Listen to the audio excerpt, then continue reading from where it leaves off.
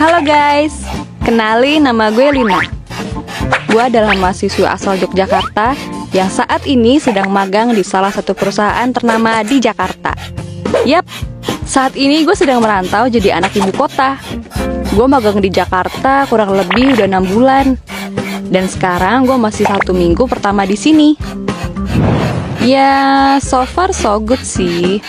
Belum ada sesuatu yang gimana-gimana gitu di sini. Semuanya masih sangat aman, tentram, dan damai. Di tempat magang gue tuh orang-orangnya baik banget. Gue sampai kaget. Ternyata orang Jakarta pada baik-baik ya. Apakah ini ilusi Genjutsu Uchiha Itachi? Oh, tentu saja tidak. Semuanya real. Kebaikan mereka tuh terasa banget sampai hati gue suka ngerasa nyes sendiri. By the way, mereka sering banget bantu gue kalau ada pekerjaan yang gak gue tahu. Mereka suka banget beliin gue makanan kalau gue harus lembur. Ya kali deh lembur gak ada asupannya. Mereka juga suka ajak gue makan siang bareng di kafe depan kantor. Pokoknya mereka tuh senior-senior yang baik banget. By the way, ngomongin senior-senior gue di kantor, ada satu nih kakak pembimbing gue yang baiknya kok agak beda ya. Dan kayak lebih intens ngasih perhatian ke gue gitu. Namanya Kak Rafli. Dia kakak pembimbing gue yang super duper baik banget. Pokoknya gak ada duanya. Apalagi si kok bagi duo. Nah, Kak Rafli tuh ya udah cakep, pinter, perhatian. Pokoknya gak ada kurangnya deh. Fix. Diakah belahan jiwaku yang selama ini gue cari. Saking perhatiannya, Kak Rafli ini udah kayak pacar gue rasanya. Setiap makan siang ditemenin, setiap lembur juga ditemenin. Alih-alih jaga-jaga kalau gue kesusahan. Padahal mah gue tahu dia lagi modus nih. Pede abis. Bulan demi bulan berlalu, gue sama Kak Rafli juga makin deket. Sampai di bulan ketiga gue di sini, Kak Rafli nembak gue di kafe depan kantor sewaktu makan siang. Bawa bunga sama bawa coklat. Yah, gimana gue gak kelepek-kelepek. Sejak embrio, gue sama sekali gak pernah diromantisin kayak gini. Ya, orang gue gak pernah pacaran. Enggak lama Kak Rafli nyatain perasaannya dan minta buat gue jadi pacarnya. Belum selesai dia nyatain itu, rasanya gue udah mau terima aja. Tanpa basa-basi, gue juga bilang kalau gue suka sama dia dan menerima dia sebagai pacar gue. Yep, mulai hari ini, gue dan Kak Rafli resmi jadian. Rasanya tuh kayak mimpi, bener-bener sebahagia itu. Hari-hari berlalu dengan begitu indah. Gue setiap hari diantar jemput sama Kak Rafli, makan siang bareng, setiap weekend jalan keliling Jakarta, dan hampir setiap ngedate gue selalu ditraktir. Entah itu nonton, makan, dibeliin barang-barang yang gue suka. Pokoknya romantis abis lah. Dan yang paling mengejutkan lagi, sepulang kerja dia tuh masih suka ngasih gue hadiah random gitu. Padahal gue sama sekali lagi gak ulang tahun. Tau gak sih, dia ngasih gue iPhone 12. Gila ya, bener-bener gue tuh gak bisa berkata-kata lagi. Katanya dia sengaja beliin iPhone karena dia tahu gue suka selfie dan memori HP gue suka penuh gara-gara memorinya gak cukup. Tahu-tahuan aja nih Kak Rafli kalau HP gue speknya kentang. Ya, intinya tuh dia tuh nabung buat beliin gue iPhone yang kapasitas memorinya banyak dan kualitas kameranya juga bagus. Kan main. Ini gue kan jadi kayak gimana ya? Baru juga pacaran, udah ngasih barang semahal ini pemirsa. Buset dah. Rasanya gue kayak udah mau deh langsung diajak nikah. Sekarang juga gak apa-apa nih. Gue tuh mau guling-guling saking bahagianya. Hari itu gue gak bisa ngomong apa-apa lagi sih. Dan gue bertekad untuk berusaha menjadi wanita yang dia inginkan, karena dia udah ngasih semuanya buat gue. Seenggaknya itu yang terlintas di dalam benak gue saat itu. Waktu pun berlalu. Hari ini tepat 1 bulan terakhir gue magang di kantor ini. Pekerjaan gue di sini juga udah mulai sedikit dan gue udah mulai ngerjain laporan hasil magang gue. Kebetulan ada satu temen gue yang juga lagi magang di daerah Jakarta. Jadi gue bisa ngerjain laporan magang bareng dia.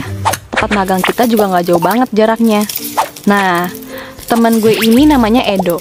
Temen kelas yang cukup aktif dan lumayan pinter. Jadi ya lumayan lah ya buat bantu. Hari ini rencananya gue sama Edo janjian buat bikin laporan bareng sepulang magang.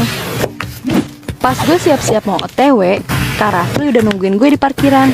Gue lupa bilang kalau hari ini gue mau ketemu Edo. Mumpung ketemu, akhirnya gue sekalian izin. Setelah gue izin, Kak Rafli mulai agak beda. Ekspresinya kayak marah gitu. Tapi karena gue udah terlanjur janji sama Edo, ya akhirnya gue buru-buru pamit dan samperin si Edo. Keesokan harinya, Kak Rafli tiba-tiba datengin kosan gue. Dia marah-marah. Dia minta gue jauhin Edo. Padahal kan gue sama Edo gak ada apa-apa.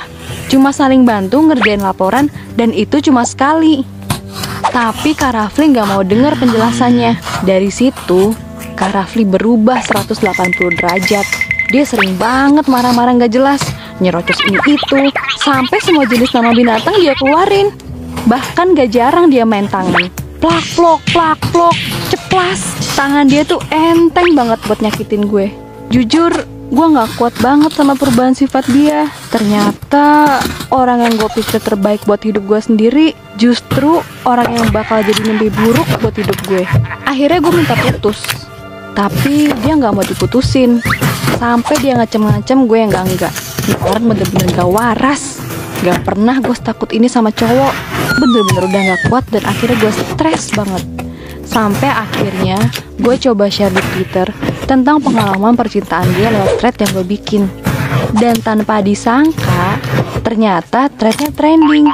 Dan gue dapat banyak support dari orang-orang yang bahkan ada yang nawarin gue konsul gratis di psikolog dan psikiater. Sialnya, Kak Rafli tahu apa yang gue lakuin. Dia langsung ke kosan gue dan nampar gue sambil teriak kayak orang kesurupan. Dia lempar semua barang yang ada di kosan gue. Sampai-sampai dada gue sesek banget. Mau nangis, nggak bisa. Mau teriak, nggak ada tenaga. Dia coba tarik-tarik tangan gue. Terus gue refleks lempar iPhone yang dikasih dia. Gue lempar semua pemberian dari dia.